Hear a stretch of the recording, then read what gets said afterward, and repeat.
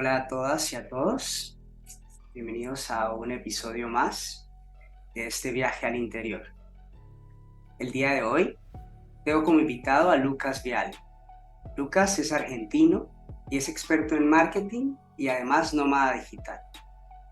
De su vida, dice mi invitado que tuvo la suerte de nacer en una familia donde reinaba el amor.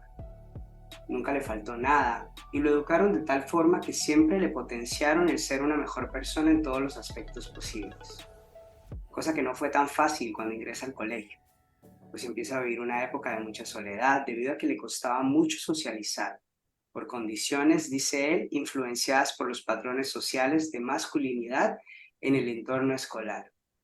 Época de soledad, sí, pero que sembró una semilla importante en dos cosas que definen la vida de mi invitado y todo lo que hace: el amor a la creatividad y al arte. Y no solo eso, gracias a toda esta situación, se fue gestando en él una personalidad muy emprendedora y de negocios, lo que le permitió, entre los 15 y los 22 años, trabajar en discotecas y dar forma a su primer proyecto llamado Multieventos, un negocio donde se podían comprar entradas para eventos de música electrónica. Esto le permitió expandir su economía desde muy joven y conectar con miles de personas nuevas. A los 22 años, vivió un momento de quiebre muy importante. Quiebre generado debido al trauma social de no sentirse aceptado, pero por otro lado estar expuesto a un entorno donde socializaba con muchas personas constantemente debido a sus proyectos. Dice él que no entendía quién era realmente, ya que necesitaba mucho sentirse aceptado, y aunque estaba rodeado de mucha gente que constantemente lo aceptaba, seguía sintiéndose vacío y solo. Tuvo una crisis muy profunda, la cual lo llevó a hacer una pausa y tomarse un tiempo para él mismo y empezar un proceso de terapia psicológica. Desde los 22 y hasta sus 24 años de edad, estuvo en un proceso psicológico que combinaba técnicas de psicoanálisis y cognitivismo conductual, que le permitieron impulsar su vida y sus pasiones de una manera distinta.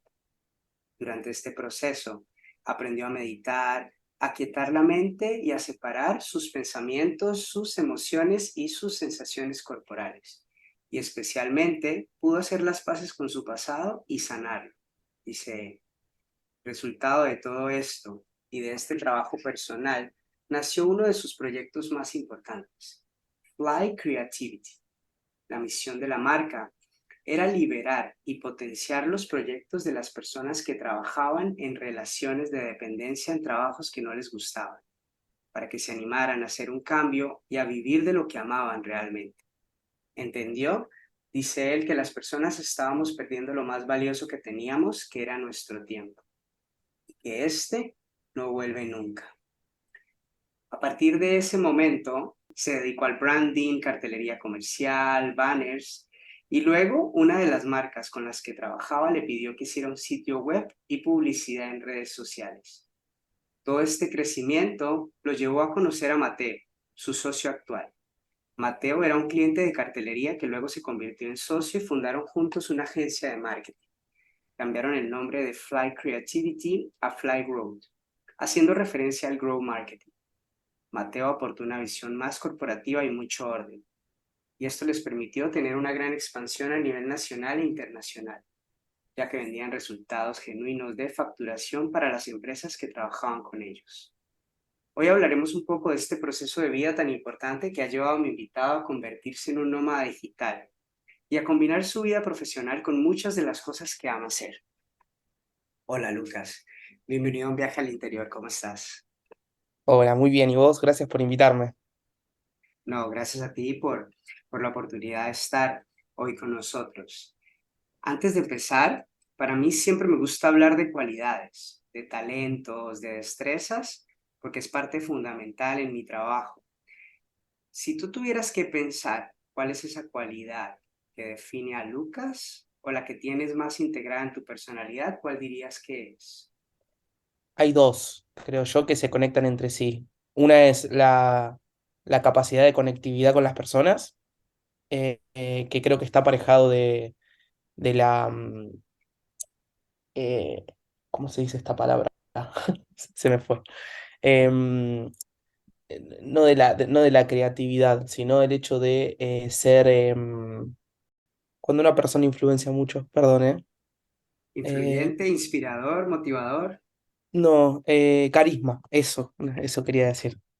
Para mí es justamente la capacidad de conectividad con las personas, porque creo que forjé un carisma muy, muy importante, donde siempre hablo desde lo genuino y eso creo que genera mucha confianza en los demás, ¿no? Y eso hace que un mensaje que pueda transmitir se expanda mucho.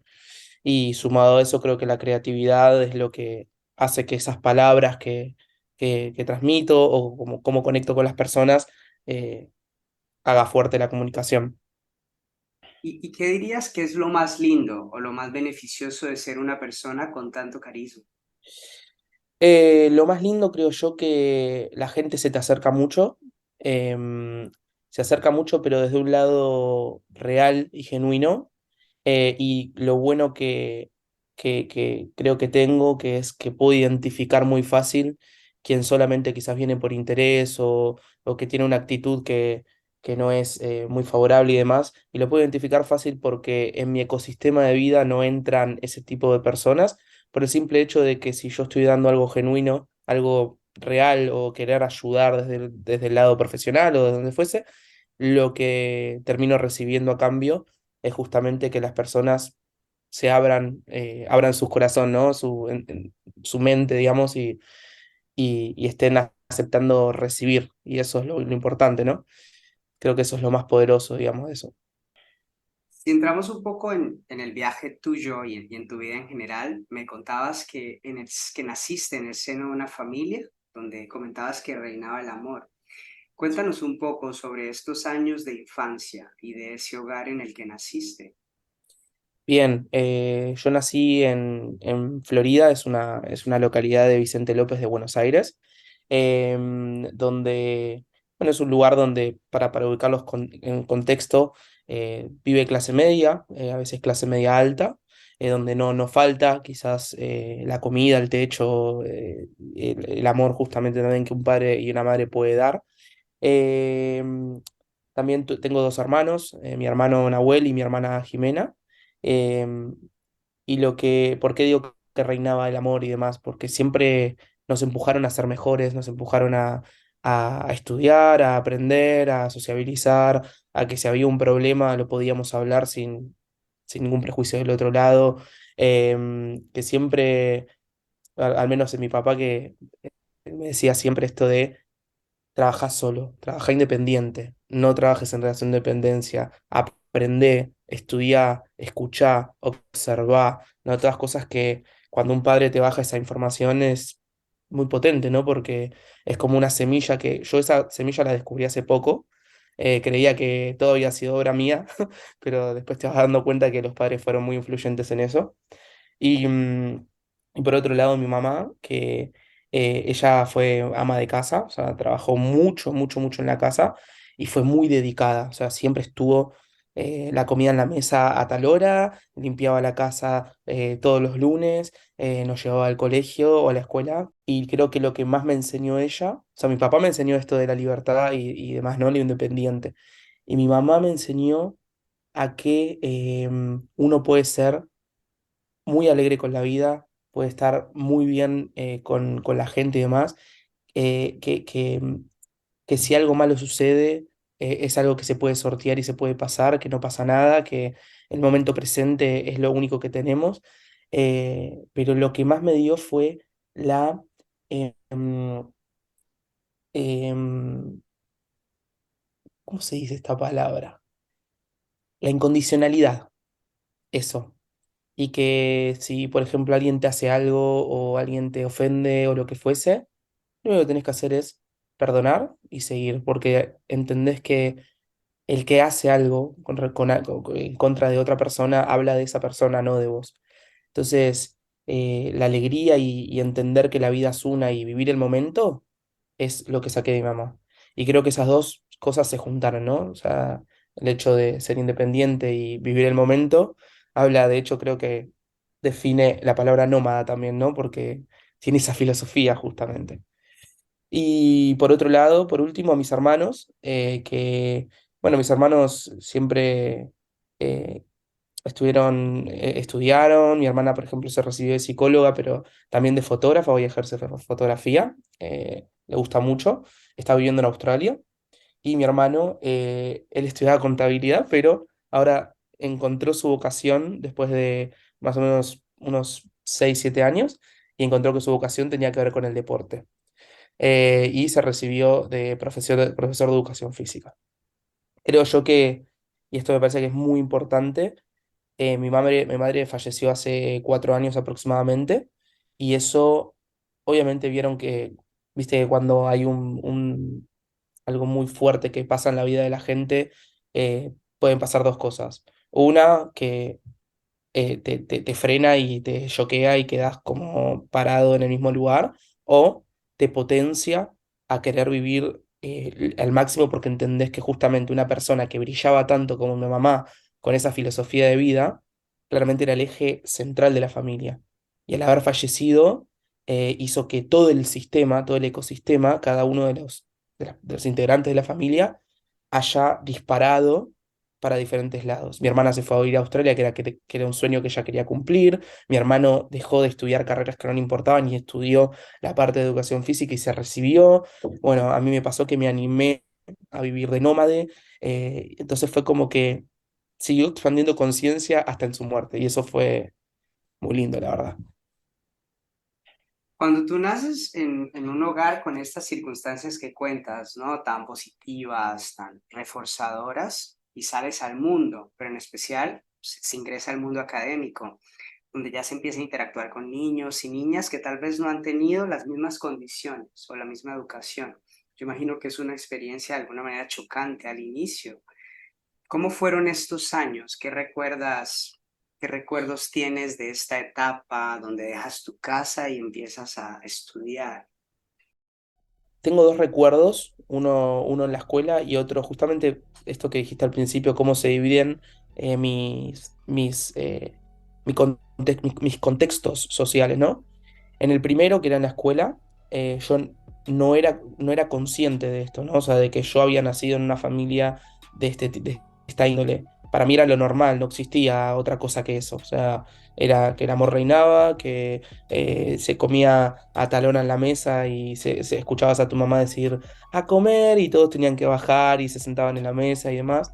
Eh, y todas esas cosas me dieron una forma de ser donde no tuve ningún rencor ni nada que pueda generarme un mal.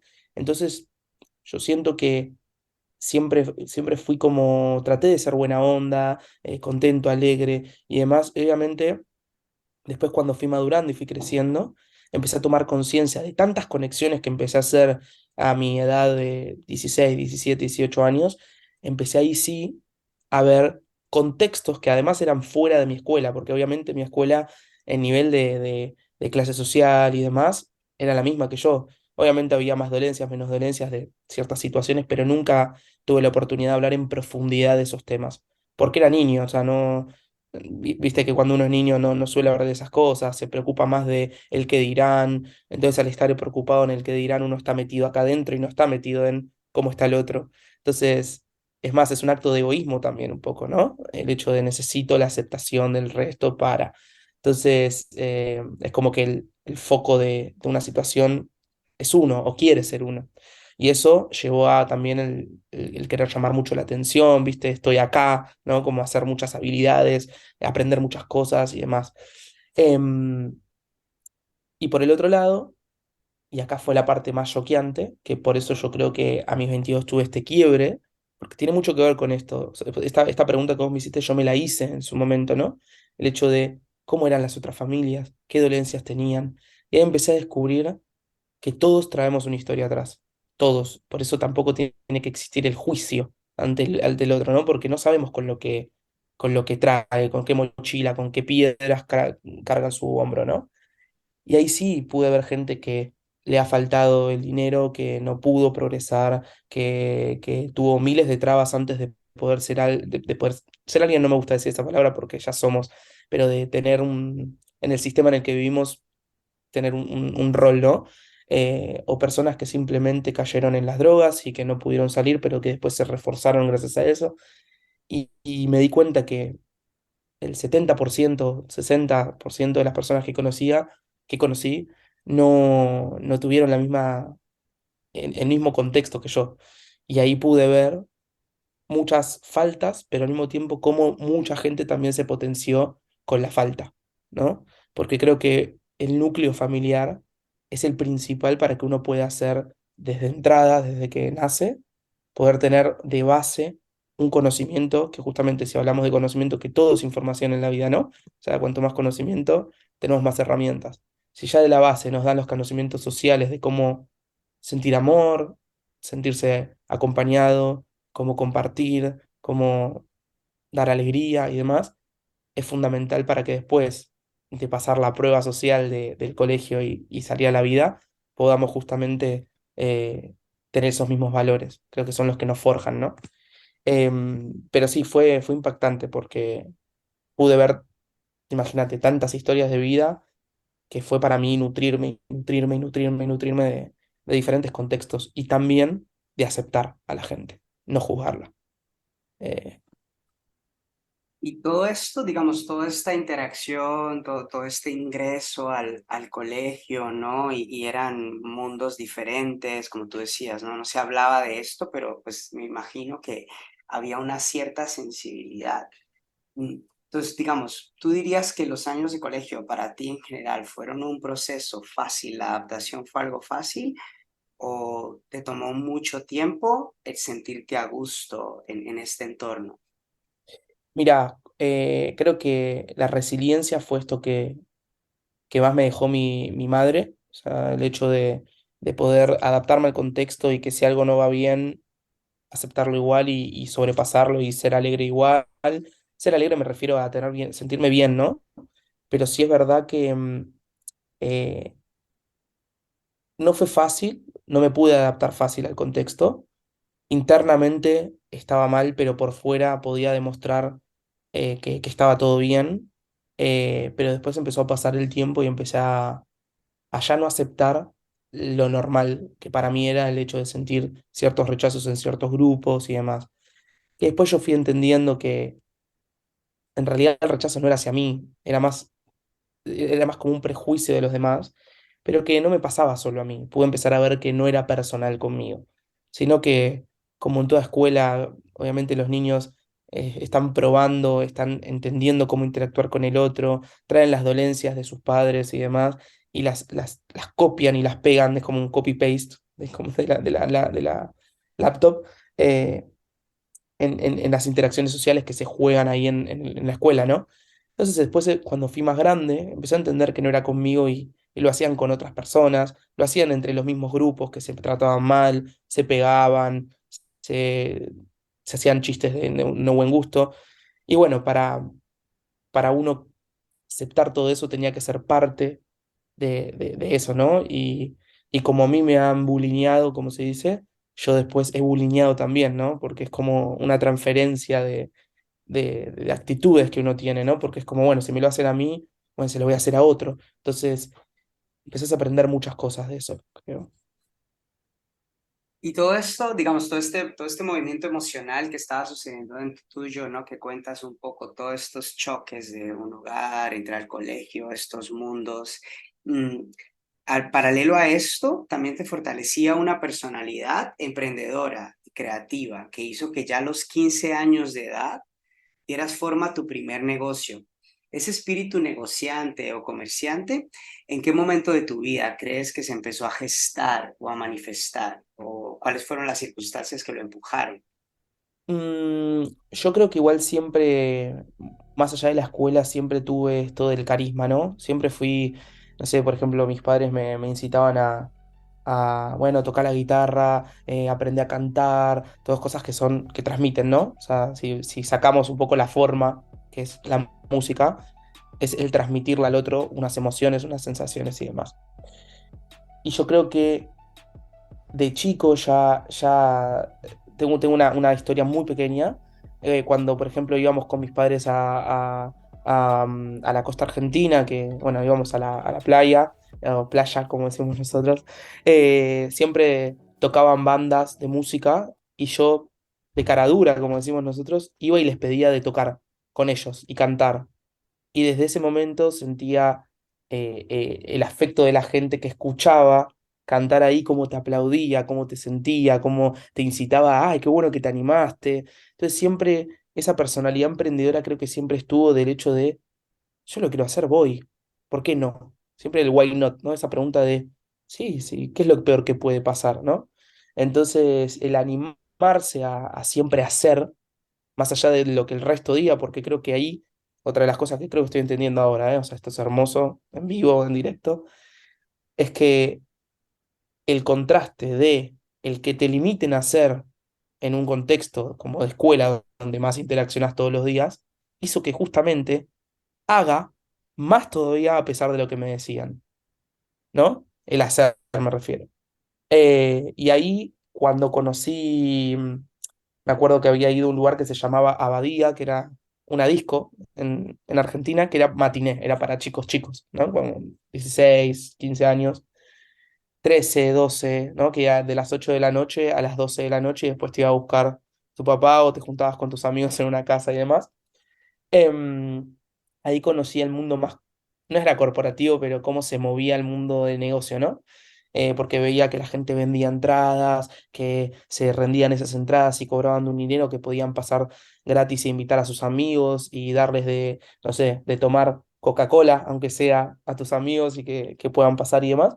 Empecé a ver el mundo laboral, ¿no? Más de cerca.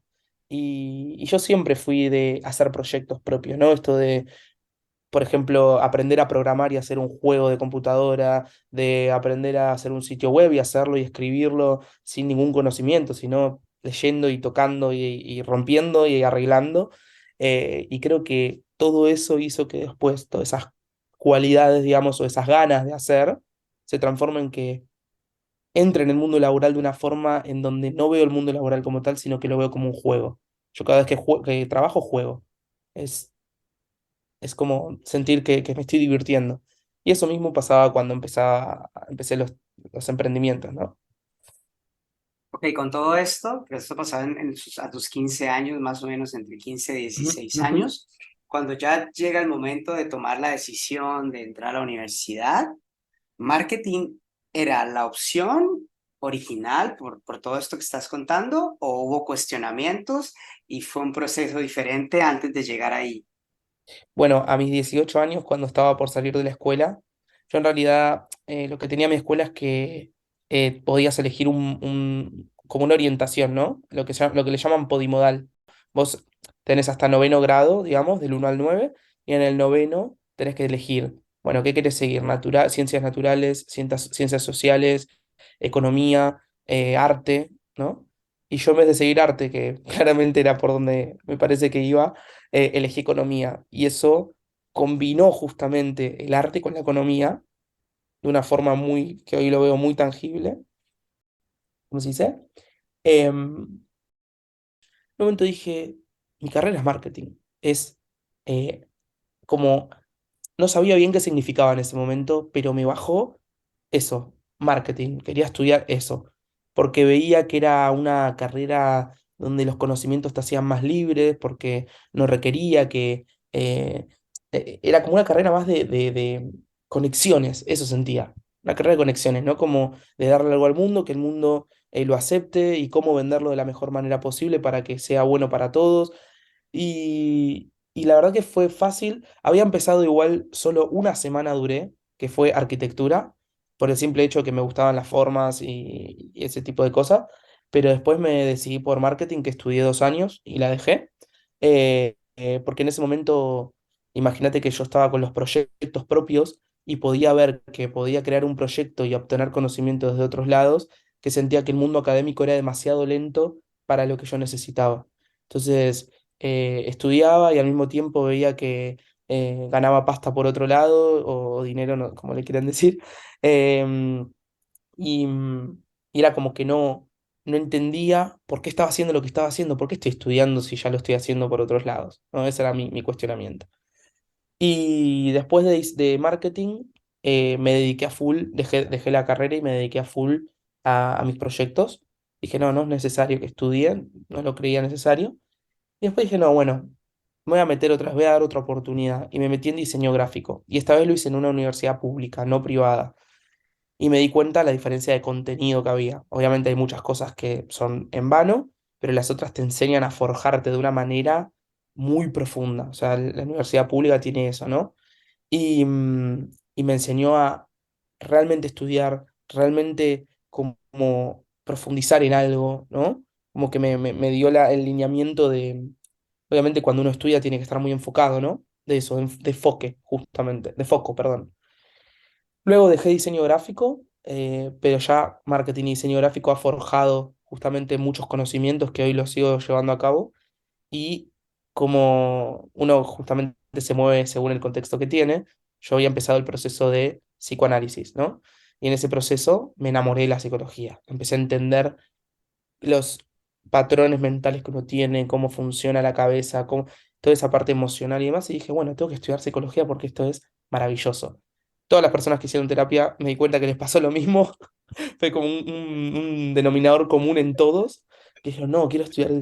Me imagino que obviamente cambiar la cabeza es algo nuevo para alguien que nunca lo hizo, ¿no? Es como tener todas las fichas tiradas y tener que armar el rompecabezas de nuevo. Y ahí me di cuenta que estudié un año psicología y me di cuenta que no era lo mío. Dije, no, esto voy a estar toda la vida escuchando gente y escuchando sus problemas desde un lado en un consultorio. No, dije, no, eso no es para mí.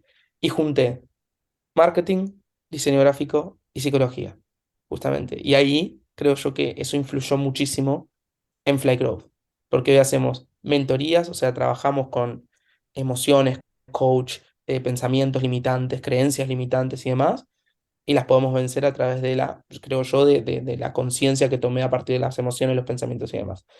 Y marketing y diseño gráfico justamente traen a ser creativo, pensarlas, un anuncio, cómo hacerlo de la mejor manera posible, cómo comunicarlo, cómo entender los canales de comunicación y demás. Entonces fue como entre mi padre y mi madre, que me forjaron mi personalidad y las tres cosas que estudié, fue como el todo, ¿no? Y además la parte social. Es increíble este podcast, te da una- un eje hermoso. Muchas gracias. Algo que decías muy interesante. Ok, viene la parte creativa porque tienes una naturaleza creativa y demás, pero el marketing no es sorpresa para nadie, ¿no? Que está muy enfocado en ventas, estrategias, resultados, métricas, números, y aquí hay una dicotomía complicada. En tu personalidad, por lo que me hablabas al principio y cuando leía tu biografía, hay una parte tuya también muy volcada hacia el ayudar, ¿no? Una parte más humanista.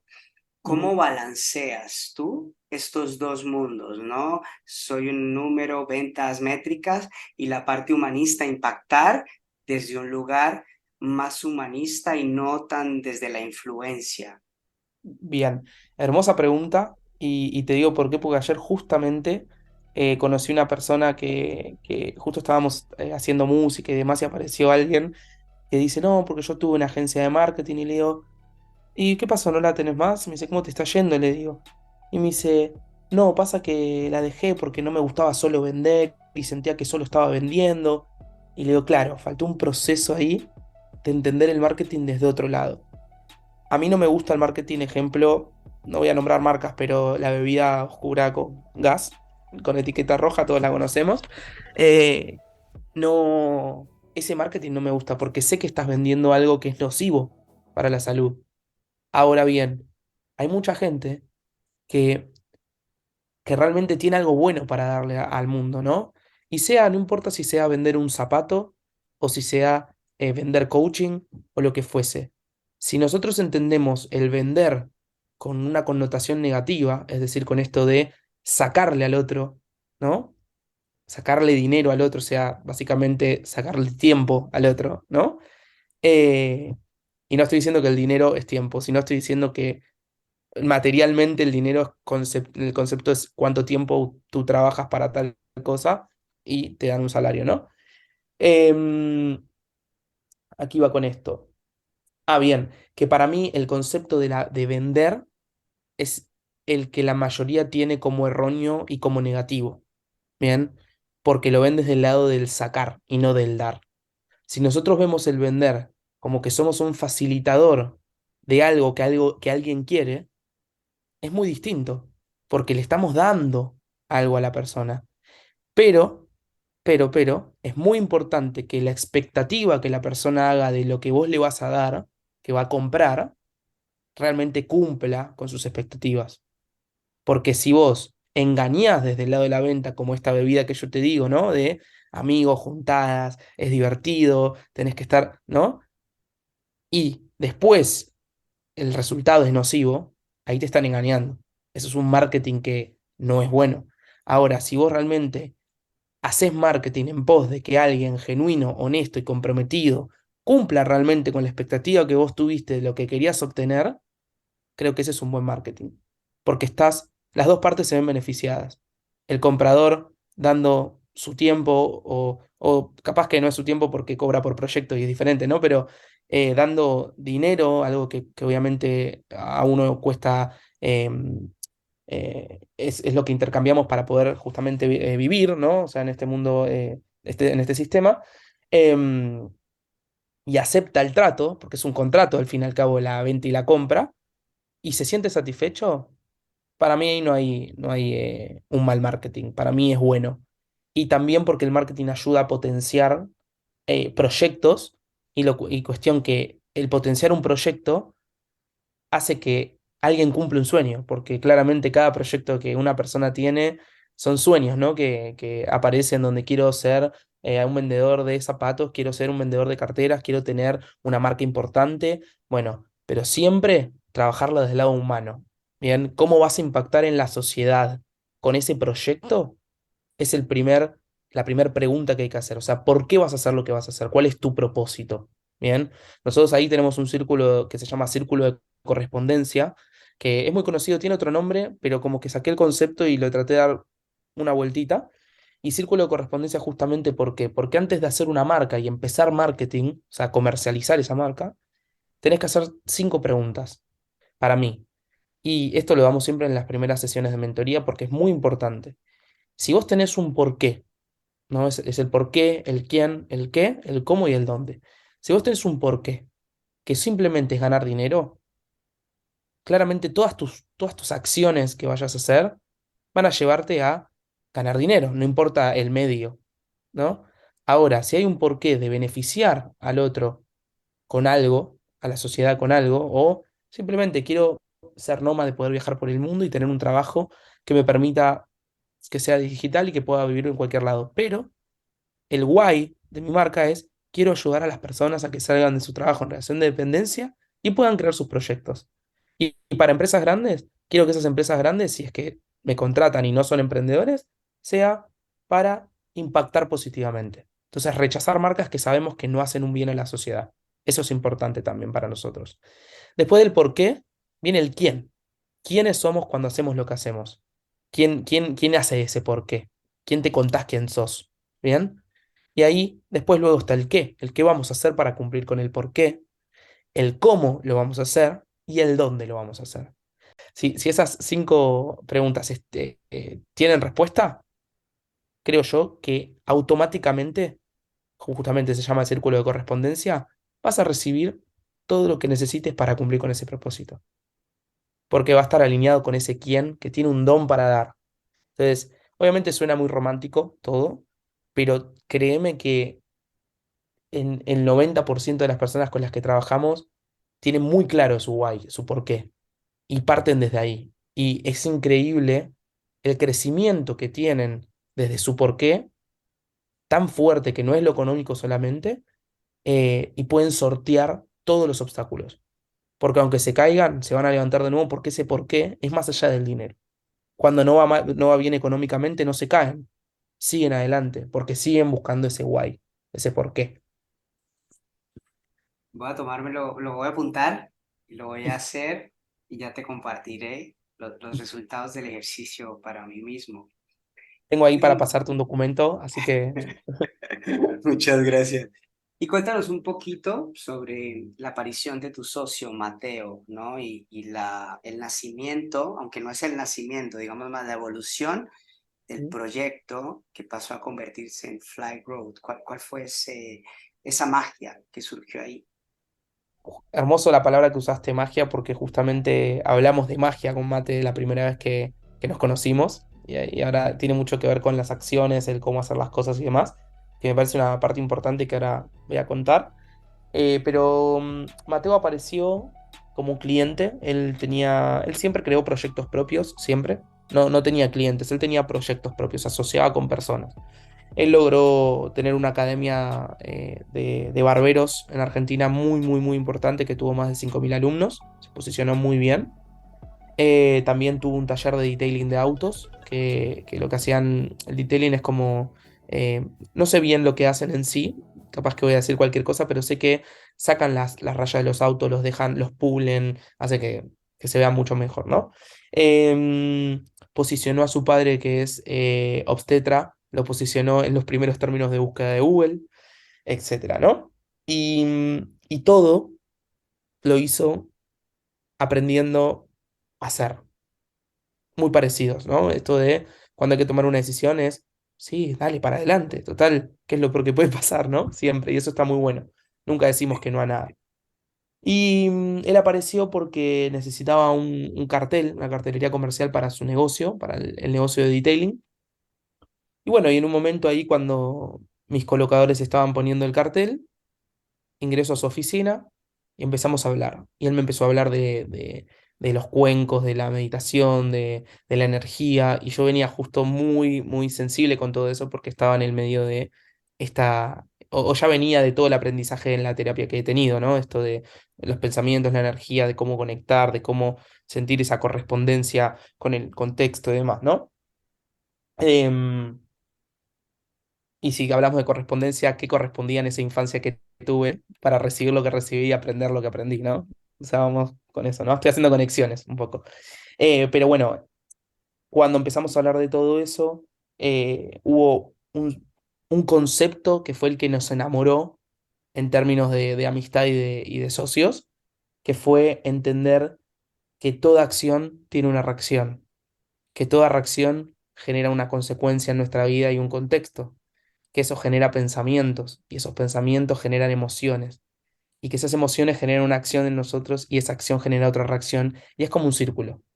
Bien, que si no le sumas a ese círculo algo que está por fuera que se llama conciencia de lo que estamos haciendo, se repiten patrones y ciclos constantes de las mismas actitudes que no hacen que cambies.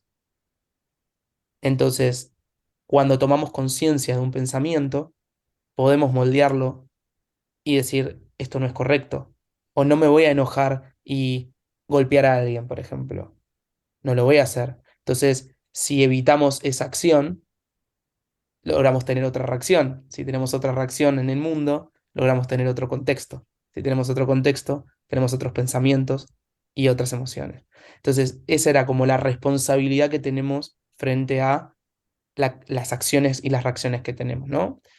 Y eso fue el primer concepto que tuvimos juntos. Y fue muy fuerte porque yo no lo lograba hablar con nadie y nadie lo entendía. Y fue una deducción que logramos tener juntos.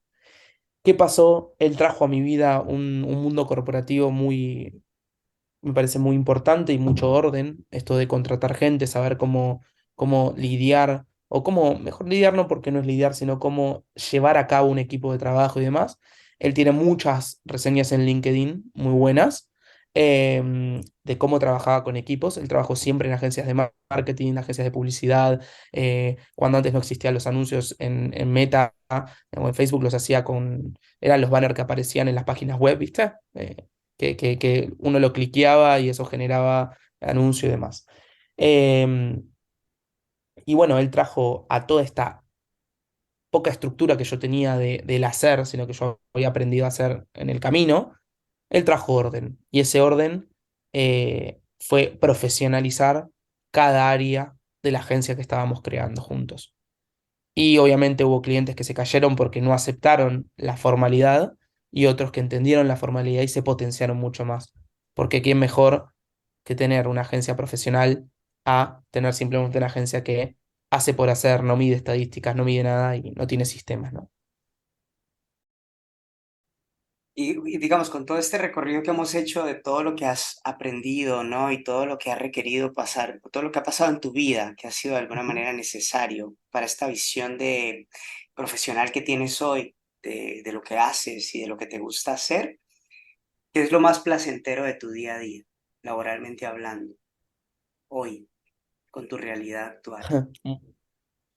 Bueno, justamente creo que al haber creado una empresa, uno tiene que ser muy productivo, no en el sentido de entrega de trabajo, me refiero a productivo en aprender a gestionar el tiempo, en aprender a gestionar un equipo, en hacer que todo se coordine y que no es magia la coordinación de un equipo, sino que hay ciertos hilos invisibles que uno como dueño de negocio conoce y tiene que prestar mucha atención, ¿no? Porque en lo invisible está el resultado también, que todo se coordine. Y lo más placentero para mí es cuando empiezo a pensar estrategias para los clientes, porque como te dije en un momento, para mí todos mis proyectos son un juego. En el buen sentido, no quiero decir que por ser un juego no es profesional o que no haya responsabilidad, pero es un juego en el hecho de estar pensando una estrategia para un cliente y decir, uy, esto puede funcionar muy bien, y empezar a pensarlo con mi socio y empezar a ver cómo desde la idea utilizar el recurso humano del diseño gráfico para bajar toda esa parte creativa a tierra y ver cómo todo se gesta y funciona y después los resultados realmente vinieron para la empresa. Para mí eso es lo más gratificante que hay. Sentir que la estrategia que pensamos se llevó a cabo y funcionó. Y después, por otro lado, el hecho de crear sistemas constantemente para beneficiar el tiempo de nuestros empleados y colaboradores y de nosotros mismos. Y entender que quizás una tarea que llevaba 5 o 6 horas se resuelve ahora en una, porque ya está el sistema creado, están los protocolos hechos. Cuando veo esa brecha entre el A y B, de decir dónde estábamos y dónde llegamos, eso para mí es lo más satisfactorio.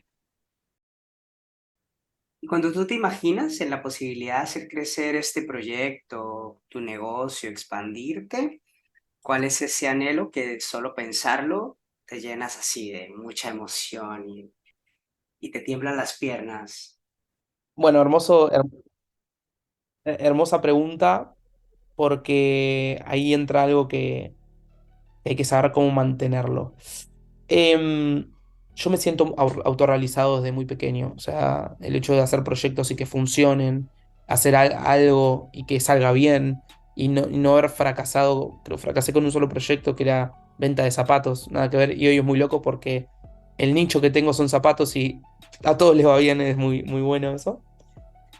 El anhelo que yo tenía era ver y observar a otras personas de mi círculo que lograban ser nómadas digitales, viajar por el mundo y mientras viajaban, trabajaban, no tenían un hogar, no tenían muebles en sus casas, no tenían nada, no tenían casa directamente, sino que su casa era el mundo, ¿no? Hoy vivo acá, duermo acá, estoy no sé, en Costa Rica, o estoy en México, o estoy en donde sea, y mi hogar es donde estoy. Obviamente las facilidades de tener, eh, yo tengo la casa de mi papá, que sé que puedo guardar cosas ahí y no hay problema. Tener ese resguardo obviamente es muy importante y es una tranquilidad, ¿no? Porque sabes que dejas cosas que no podés llevar al viaje, lo dejas en esta casa. Em, y mi anhelo era ser nómada digital, justamente. Era poder moverme por el mundo. Yo a los 20 años escribí esto, lo escribí. Dije, quiero viajar por el mundo con una computadora y trabajar de lo que me gusta y vivir de eso.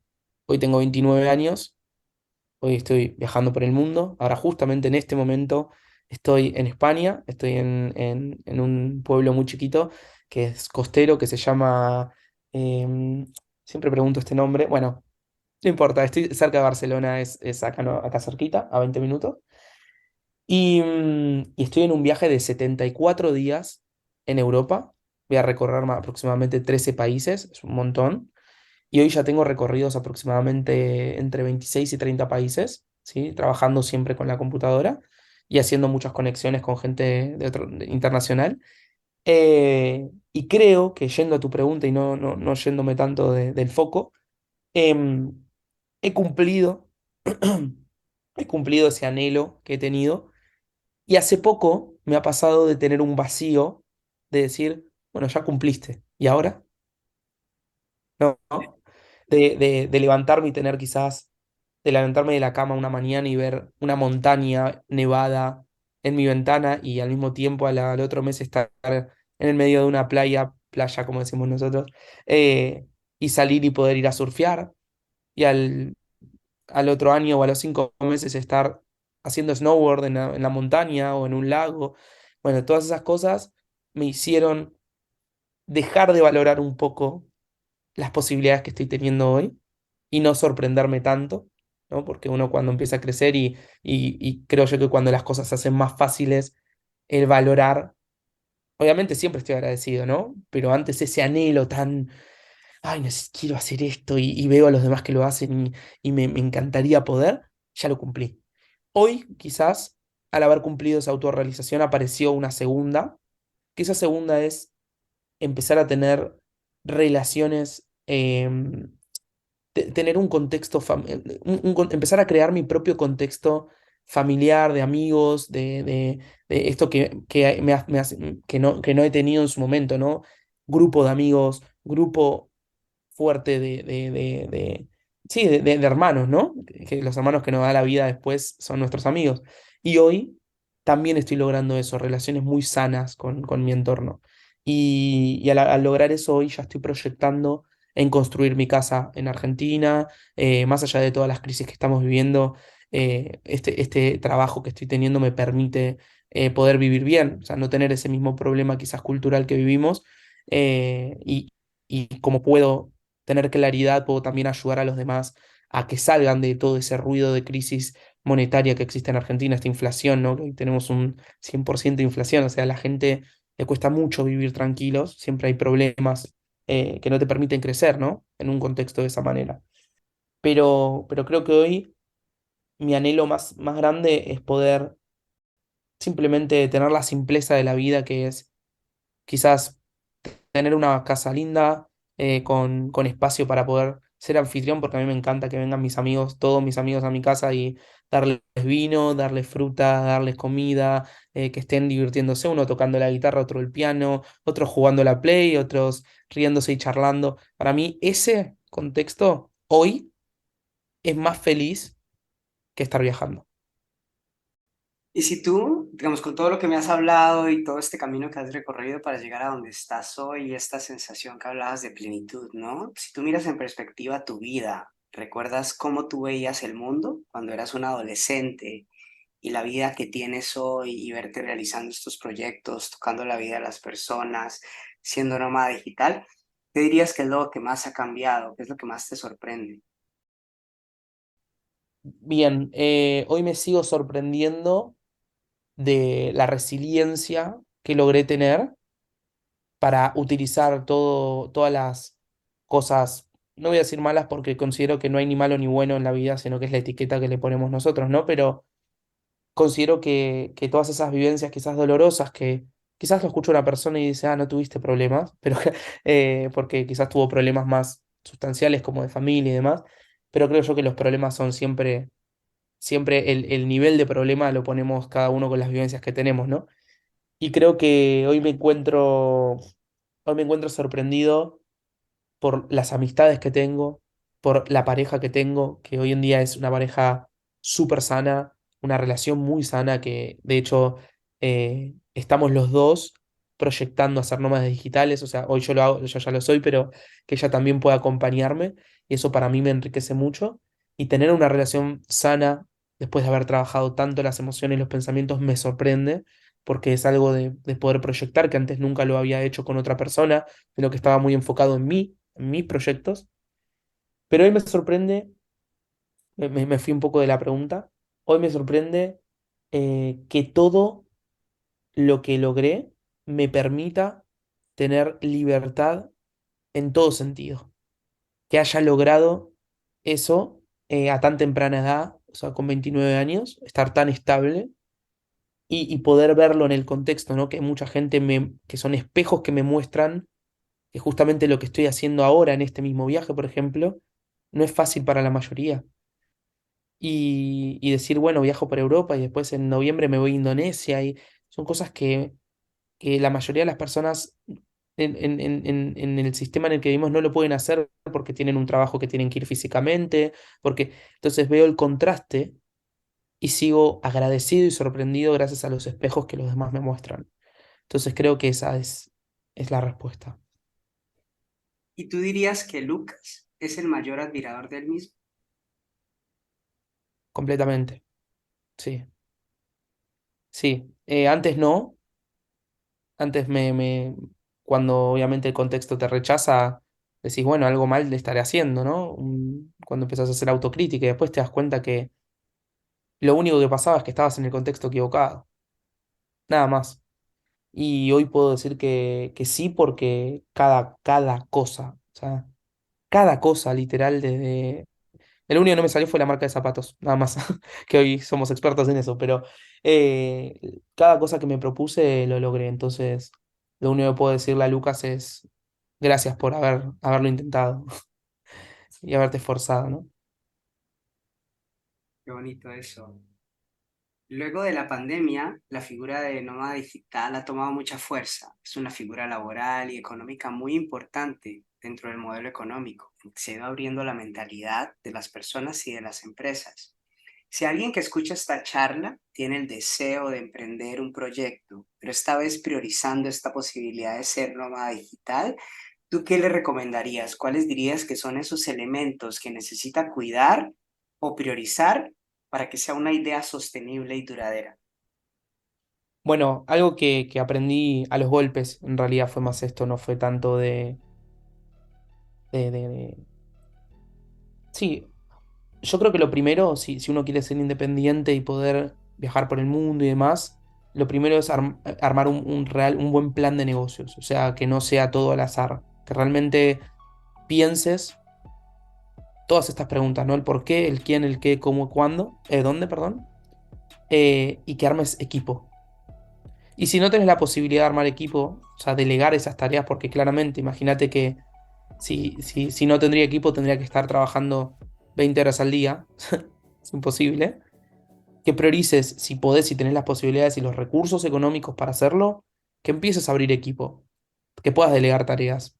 Y me parece que esa es la parte clave de poder vivir tranquilo. Y que además, esto es una ventaja que tenemos como nómades, que podemos jugar con el tiempo. ¿Qué quiero decir con esto? Hoy, ahora en este momento, son las 12 del mediodía. En Argentina todavía son las 12 menos 5. Estamos hablando de 8 de la mañana, ¿verdad? No, 7. 7 de la mañana. Bien. Eh, Son las 7 de la mañana, recién la gente se está despertando y yo estoy grabando un podcast, o sea, estoy avanzado en el tiempo, cumpliendo con algo que quizás nos lleva 1 hora y media al día aproximadamente, pero aprovechando el recurso del tiempo para ser productivo, ¿no? Y poder no estar a las corridas y demás.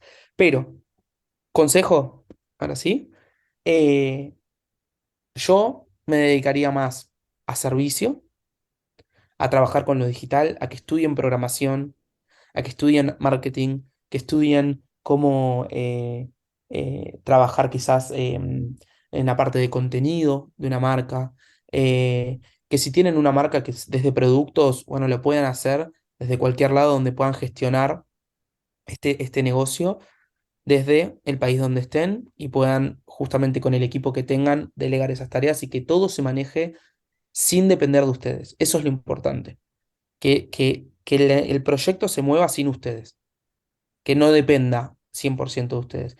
Y lo de los servicios, lo digo porque, y pongo el ejemplo de mi pareja, que ella es contadora, hoy ya está por renunciar porque pasó de tener 2 clientes a tener 29 en un año, o sea, increíble. La ayudé mucho en eso y también después las recomendaciones le llegaron. Pero ¿qué hace? Ella hace análisis financieros de una marca, ve los productos, cuánto tienen que costar, estrategia de precios, etcétera. Y ella ahora, como hace servicio, simplemente no tiene que vender productos, no tiene que estar pensando en el stock, yendo al lugar a comprarlo y demás. Simplemente puede trabajar de donde quiera, porque trabaja con su tiempo. Lo único que sí va a necesitar en un futuro son recursos humanos que la puedan ayudar. Pero ese es mi consejo. servicios, que se arriesguen, que emprendan y que armen equipo. Y que se capaciten mucho, mucho en educación financiera, pero no la educación financiera que está dando vueltas que lo único que buscan es tradear y ganar plata fácil, dinero fácil en Bitcoin, esas cosas locas. No, yo me refiero a realmente aprender a gestionar el dinero porque el dinero es muy poderoso cuando sabemos utilizarlo y es muy, muy peligroso cuando no lo sabemos utilizar porque ganaste mucho, se fue mucho y no hiciste nada, ¿no? Entonces es como aprender a gestionar el dinero, aprender a gestionar el tiempo, aprender a gestionar equipos y por sobre todas las cosas, liderazgo. Eso es, me parece, las cuatro cosas fundamentales. Pues Lucas, muchísimas gracias por esto que compartes y bueno, y todo lo que has compartido. Sobre todo a mí hay dos cosas que me gustan mucho. Una me gusta mucho el podcast y otra no tanto. Una es lo que aprendo y yo pues como estoy en medio de un emprendimiento, pues todo lo que estás compartiendo me nutre mucho, pero una parte negativa del podcast es que a veces se acaba, ¿no? Y de lo que estás aprendiendo, pues hay que cerrarlo. Antes de cerrar un poco, ¿hay algo que no hayas dicho, que no hayas comentado, que te gustaría compartir en este momento con las personas que te puedan escuchar? Primero, lo que no dije que fue muchas gracias por darme la posibilidad de este podcast. No, creo que dije todo, pero quiero remarcar algo, que es que lo intenten, que más allá de los palos que va a haber en la rueda, como decimos nosotros en Argentina, o las piedras que puedas, con las piedras que puedas tropezar, que simplemente el tropiezo es parte del proceso. O sea, todo tropiezo nos enseña y que los primeros tropiezos van a ser más fuertes porque venimos con una idea de proyecto, con una expectativa de proyecto que después no se da como pensábamos y ahí es donde la mayor cantidad de gente es donde se deja, se va, lo deja el proyecto. Eh, pero que si a pesar de los primeros fallos, que son los más importantes y los que más nos marcan, podemos sortearlos, luego de haber aprendido como emprendedor todas esas cosas em, que son no del emprendimiento en sí, sino de la resiliencia, de seguir, de emociones, ¿no? De seguir adelante, te va a servir para todos los proyectos que hagas. El primero es el más doloroso. Si no tuviste la suerte de justo encontrar a tus clientes fácil, etcétera. Pero siempre es pasar los obstáculos, porque siempre lo que hay después del obstáculo es mucho mejor que lo que había antes, porque el obstáculo se vuelve pequeñito y se vuelve algo minúsculo, porque ya tomamos conciencia de cómo sortearlo y que el próximo problema que tengamos, entre comillas problema, nos va a ser más sencillo sortearlo, porque ya tenemos la metodología de cómo sortear problemas. Y por último, y cierro con esto, creo que la vida se trata de tener siempre mejores problemas. Me gusta esa visión, llamémosle un poco estoica, ¿no? De la vida que acabas de compartir. Y si las personas desean conocer un poco más de tu trabajo o se ven inspirados en querer saber más de lo que haces, ¿dónde y cómo pueden encontrarte o contactarte? Bueno, ahí tengo dos Instagrams, uno que es el mío personal, que recién hoy, y esto también mira como procrastiné yo también en hacerlo por miedo al qué dirán, empecé a subir videos propios de consejos de productividad, de cómo emprender y demás. Y ahí me pueden seguir en lucas.viale, con B corta, como mi nombre. Y si no, también en el de la agencia, que hoy la agencia está en un periodo de stop con el propio contenido porque estamos con muchos procesos internos que van a ver igual cosas muy, muy bonitas en Instagram también, trabajos que hemos hecho y demás, que es fly.growth. Ah, no, perdón, que es flygrowth.co, ¿no? Flygrowth.co. Y ese es el Instagram. Pero creo yo que si quieren hablarme y consultarme lo que necesiten, me pueden escribir a lucas.viale que ahí voy a estar presente para cualquier cosa que necesiten. Pues nuevamente muchísimas gracias, Lucas, y gracias a todas y a todos por habernos escuchado y por habernos acompañado en este viaje, nuestro viaje al interior. Namaste.